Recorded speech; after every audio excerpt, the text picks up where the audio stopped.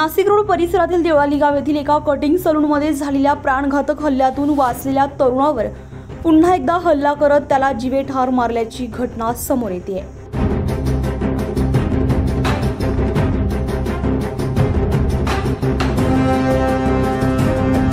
ही घटना जुन्या वादातून रोकडोबावाडी येथे दिनांक 7 मे रोजी रात्री 10:30 वाजेच्या दरम्यान घडली असून तीक्ष्ण हत्याराने वार करून त्याचा खून करण्यात आला।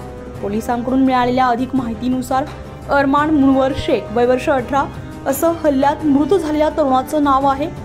सदर घटना ही देवळाली गाव नाशिक रोड भागामध्ये दहशत निर्माण करण्याच्या उद्देशाने झाली आहे। एकीकडे लोकसभेच्या पार्श्वभूमीवर शहरात पोलिसांनी मनाई आदेशासह ठिकठिकाणी कोम्बिंग ऑपरेशन करून रेकॉर्डवरील आरोपींना ताब्यात घेतलंय।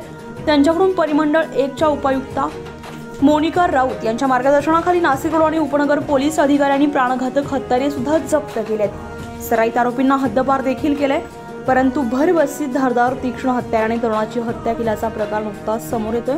या घटनेमुळे नाशिक रोड परिसरामध्ये घबराटीचं वातावरण निर्माण झालं असून पोलिसांच्या कार्यक्षमतेवर आता प्रश्नचिन्ह उपस्थित केले जात आहेत। घटनास्थळी उपनगर पोलीस ठाण्याचे अधिकारी आणि कर्मचारी पोहोचले असून मारेकऱ्यांचा शोध सुरू आहे, तर पुढील तपास उपनगर पोलीस स्टेशन येथे सुरू आहे। उत्तर महाराष्ट्र लाईव्हसाठी अश्विनी पुरी, नाशिक रोड।